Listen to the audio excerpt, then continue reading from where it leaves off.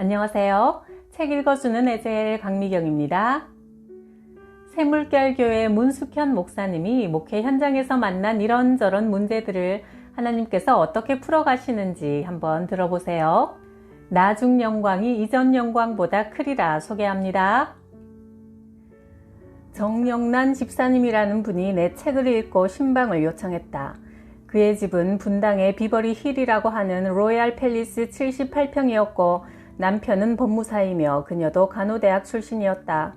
하지만 그의 안색은 어두웠고 걱정 근심이 가득해 보였다. 그 가정을 위해 기도하니 성령께서 내게 말씀하셨다. 저 사람은 불교 신자라 복을 구하며 시주하듯이 하나님의 종이라 하면 누구에게나 돈을 주며 복을 구한다. 그리하여 내가 그 집사에게 물었다. 왜 만나는 목사마다 그렇게 큰 돈을 주세요? 제가 원래 불교 신자로 수십 년 살다가 교회를 다니게 되었는데 앞날에 대한 불안과 염려 때문에 만나는 주의 종들마다 기도를 부탁하고 그 수고에 대한 대가로 헌금을 드렸어요.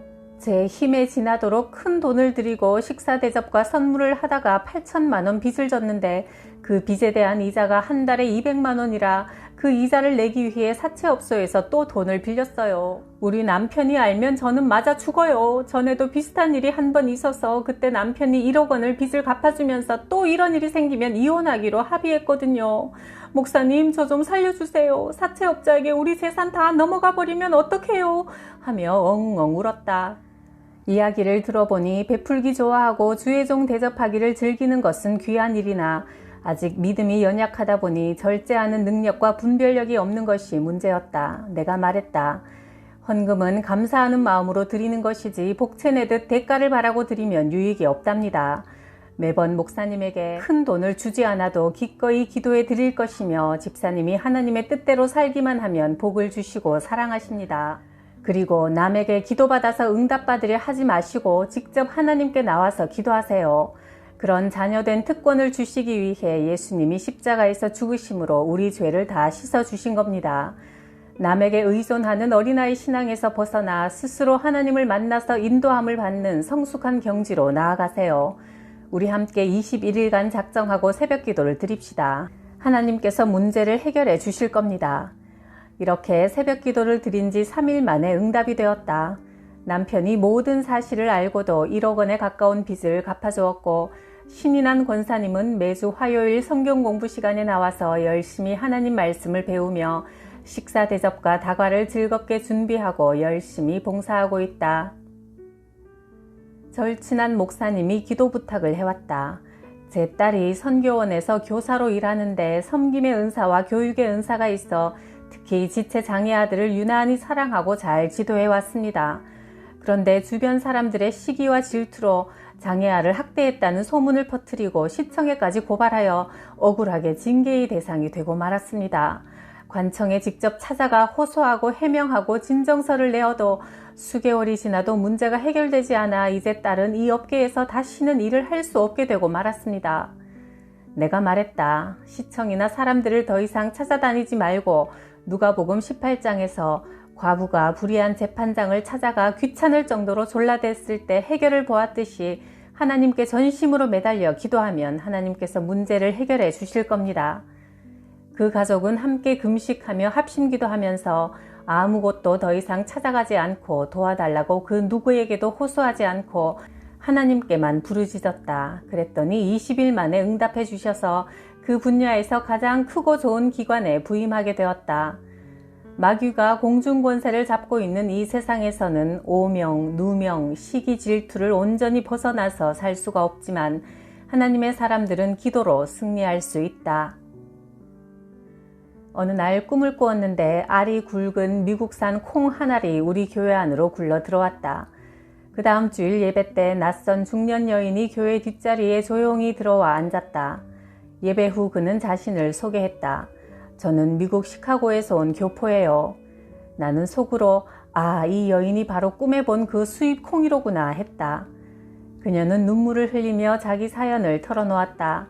저는 20대 미국으로 건너가서 흑인촌에 들어가 1센트짜리 물건부터 팔기 시작해 100억 원대의 돈을 벌었어요. 남편과 함께 교회에 다니며 성전 건축도 열심히 했는데 내가 하나님같이 믿고 섬기던 목사에게 큰 실망을 하고 그때부터 시험에 들어 교회를 떠나게 되었습니다. 그저 사업에만 열중했고 그렇게 모은 돈으로 한국에 와서 전국 방방곡곡에 수많은 부동산을 매입했어요. 그런데 한국 실정을 잘 모르는 순진한 남편이 큰 사기를 당해서 지금은 그 많던 재산이 모두 사라져 버렸고 그 잃은 재산에 대한 애착과 고통으로 탈진한 상태입니다. 남편은 구치소에 수감되어 있는데 내 돈, 내 목숨과 같은 돈, 내가 뼈골 빠지게 모은 돈을 다 날린 남편과 반드시 이혼할 겁니다. 딸은 아직 시카고에 있는데 돈을 벌겠다며 학교를 휴학하고 유흥업소에 나가서 마약과 환락에 빠져 있어요.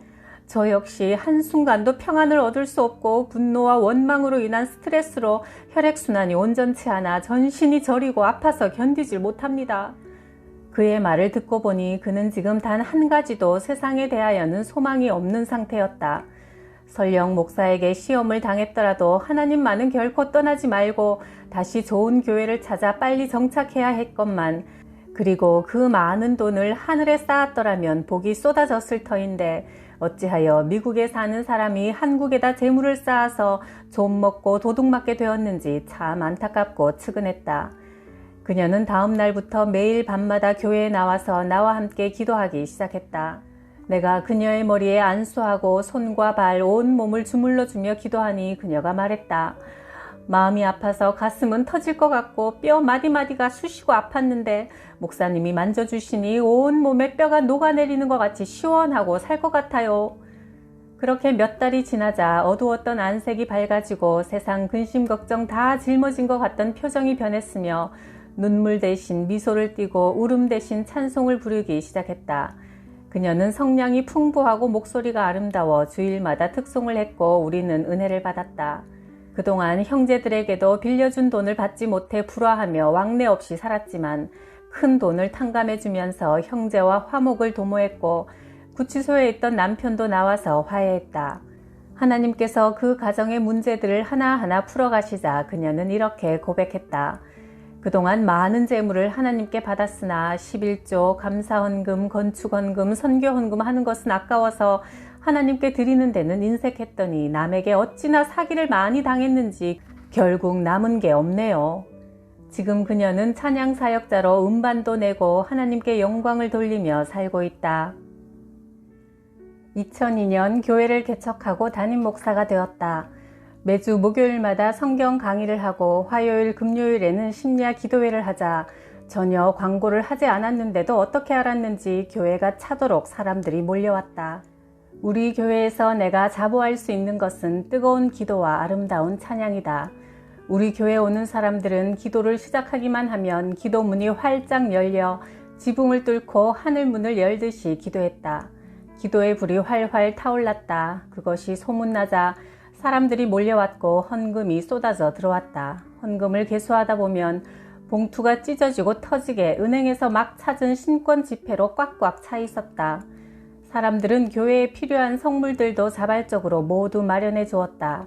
그들은 교회 와서 기도하던 중 이 교회의 필요를 채우면 하나님께서 복을 주실 거라는 하나님의 음성을 들었다며 앞다투어 헌금하고 승합차, 컴퓨터 등을 사다 놓았다. 이런 상황들이 의아해서 내가 하나님께 물었다. 왜 이렇게 교회를 시작하자마자 모르는 사람들이 몰려와 헌금을 많이 냅니까? 그 순간 성령님께서 말씀해 주셨다. 네가 평신도 시절에 나에게 그렇게 새 돈으로만 정성껏 많이 바치지 않았니? 심은 대로 거두는 것이다. 승합차도 악기도 네가 전에 교회에 헌납한 것들보다 더 좋은 것으로 너에게 갚아주는 거란다. 그때 우리는 일주일에 5번씩 교회에 모여 얼마나 행복했는지 모른다. 모두들 집회가 끝나도 집에 돌아갈 생각을 하지 않고 또 모여 앉아 새벽 3시까지 기도하다가 그대로 새벽 예배를 드리는 날도 허다했다. 그렇게 모여 열심히 기도하다 보니 은사들을 받기 시작했는데 환상을 보고 예언을 하며 병든 자를 고치고 물질의 복도 받으면서 기쁨이 넘쳤다. 암이 나았고 백혈병 환자도 2사람이나 나았으며 온갖 질병과 문제가 해결되었다. 정말 하늘문이 열리고 복이 쏟아져 내렸다. 그즈음 한 권사가 우리 교회에 다니겠다며 찾아왔다. 그런데 우리 교회 이은실 집사가 그 권사의 영적 상태가 기도 중 환상으로 보이기를 그가 우리 교회에 들어와서 싱싱하고 실한 묘목들만 골라 뽑아서 땅에 던져버리자 그 묘목이 시들어 죽었다며 그 권사가 우리 교회에 등록하고 다니면 교인들을 한 명씩 시험 들게 하여 교회를 떠나게 할 것이니 절대로 받지 말라고 내게 신신당부를 했다. 그러나 나는 목사가 권사한 사람을 제대로 바로잡아주지 못한다면 어찌 목사라고 하겠느냐며 그 권사의 나쁜 버릇을 고쳐서 새롭게 만들 테니 걱정 말라고 그 권사를 받아들였다. 그런데 정말 2개월쯤 지나자 이 집사가 본 환상대로 그 권사는 성도들을 하나씩 미혹하기 시작해 그토록 행복했던 교회가 내가 손쓸 겨를도 없이 흔들리고 깨어졌다. 후에 알고 보니 그 권사는 가는 교회마다 그런 일을 저지르고 다닌 문제의 포도원을 허무는 여우 같은 인물이었다. 목회 초년병이었던 나는 그 일로 심한 스트레스를 받고 새벽에 교회에서 통곡하며 기도하다가 잠이 들었다. 갑자기 배를 칼로 도려내는 것 같이 아파서 뒹굴다가 위를 보니 천장 위에 거대한 붉은 용이 온 몸에 비늘을 번쩍번쩍 세우고 날쌔게 빙글빙글 돌아가면서 문숙현이 드디어 쓰러졌다 하고 고함을 쳤다. 아름다운 교회를 세우고 행복하게 목회하는 나를 방해하기 위해 원수 마귀가 그 권사를 통해서 우리 교회에 들어와 결국 교회를 파괴시키고 나를 죽이려는 회방을 놓은 것이다. 나는 응급실로 실려갔고 심장 일부분이 마비되어 수술해도 가망이 없다는 진단을 받았다. 남편은 내게 유언을 하라고 했고 교인들이 하나둘 떠나기 시작했다. 나는 그 후 하나님 은혜로 완치되었고 이전보다 더욱 강하고 담대하게 되었지만 나는 이 일을 통해 지식으로만 알고 있던 용, 사탄 마귀가 실제로 존재하며 우리 삶 속에 나타나 고통을 주고 악을 행하며 결국 죽이려 한다는 사실을 생생히 체험하게 되었다. 나는 교회를 개척할 당시 이렇게 기도드렸다.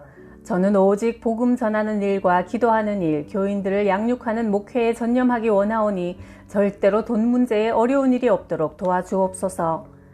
그런데 내가 입원해 있는 사이 남편 왕영학 목사가 교회 건물을 구입하기 위해 우리 아파트를 담보로 은행에서 융자를 받았다. 당시 우리 집은 시가로 3억 정도였는데 채무자가 되었다는 생각에 마음이 무거워 나는 어느 날 우리 집 현관에 들어서면서 외쳤다. 이 아파트가 10억으로 올라서 빚을 갚게 될지어다.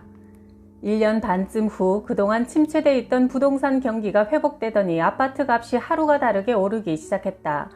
아파트가 팔리는 꿈을 꾸고 나서 정말 10억 원의 매매 계약을 하게 되었다. 더욱 놀라운 일은 우리가 집을 팔고 나자마자 정부가 지나친 부동산 경기 과열을 억제시키기 위해 제동을 걸어 며칠 만에 집값이 하락한다는 뉴스가 발표되었다. 20여일 동안 일어난 순간적인 사건 속에서 하나님의 자녀의 입으로 선포한 말이 권세가 있어 그대로 이루어진다는 것을 몸으로 체험했다. 어느 날 혐오스럽고 부끄럽고 징그러운 꿈을 꾸었다. 내가 큰 뱀에게 무릎을 꿇고 절을 하며 네 아버지여 나는 아버지를 존경합니다 하는 게 아닌가. 나는 소스라치도록 놀라 잠에서 깨어났다. 징그럽고 불쾌하고 짜증이 나서 내가 왜 그런 꿈을 꾸었는지 생각해 보았으나 도무지 해석할 수가 없었다. 무조건 이렇게 기도했다. 하나님 용서해 주세요. 예수 그리스도의 피로 저의 꿈속까지 깨끗하게 씻어주세요. 간절하게 기도드리자 성령님께서 생각나시게 하는 사건이 있었다. 일주일 전 며느리가 말했다. 제가 캐나다에 사는 교포를 만났는데 캐나다가 얼마나 좋은지 사회복지가 얼마나 잘 되어 있는지 그곳에 이민 가면 너무 좋다고 하더라고요. 우리도 캐나다에 가서 살면 좋겠어요. 그 말을 듣고 나는 즉시 그곳에 갈 수 있는 길을 알아보라고 아이들에게 시켰다. 집을 팔아서 그 돈을 가지고 그곳에 가면 힘들게 목회하지 않아도 되고 자연이 아름답고 문화적 정치적으로 안정된 나라에서 노후에 안락하게 살면서 손자들의 교육 문제도 해결되고 모든 것이 행복할 것만 같아 빨리 캐나다로 이민 가고 싶은 생각에 꿈에 부풀어 행복하기까지 했다. 무엇보다 어려운 개척교회에서 목회하느라 받는 스트레스도 없고 아주 행복할 것만 같았다. 목회 사명을 버리고 내가 보기에 좋은 세상을 택하여 도망가려 했던 죄, 그것이 하나님께 큰 죄로 평가되어 내가 원수 마귀 뱀에게 절을 하게 되었다는 것이다. 복음 전하는 사명보다 육체의 편안함을 생각하여 세상을 사랑하는 것이 우상이었다.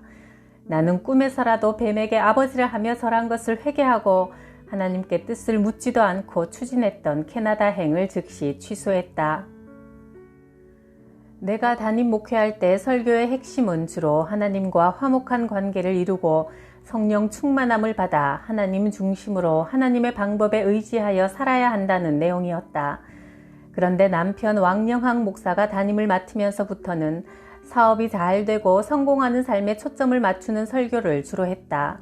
그러자 우리 교회 성도들은 회사 다니던 사람들도 퇴직하고 창업하여 크든 작든 거의 자영업에 종사했다. 목사님이 늘 성도들의 사업에 중점을 두고 기도를 드리더니 사업이 번창하여 모두 바빠져 그동안 열심히 참여하던 성경 공부, 구역 예배에 한 번, 두 번 빠지더니만 주일 성수도 못하는 교인들이 하나둘 늘어났다. 나는 남편 목사에게 그 상황에 대해 설명했다. 우리가 영혼 구원과 영혼의 잘됨보다 사업에 중점을 두고 설교하고 기도하니 성도들의 사업은 왕성해 가지만 신앙생활이 소홀해져 믿음이 약해지고 교회와 신앙 문제보다 사업 성공이 가장 중요한 것처럼 인식되니 목사님의 설교와 기도 내용이 바뀌어야 합니다. 그런 현실 속에 신음하던 나는 주님께 부르짖어 기도했다. 하나님, 저는 현실적인 문제에 급급한 설교에 질식할 것 같아요. 남편의 설교는 성령으로 시작했으나 육체로 마치는 것과 같습니다. 저는 그런 설교가 듣기 싫어요. TV에 나오는 목사들의 설교도 성공과 실패, 인격과 교양, 도덕과 윤리 등에 초점이 맞춰져 있고 하늘에 신령한 말씀이 없습니다. 하나님의 입에서 나오는 생명수 같은 하늘의 신비롭고 비밀한 메시지가 담긴 설교를 듣고 싶어요. 사람이 먼저 하나님의 신령한 말씀으로 영혼이 만족할 때 육신의 삶도 풍성해지는 것이 바른 순서잖아요.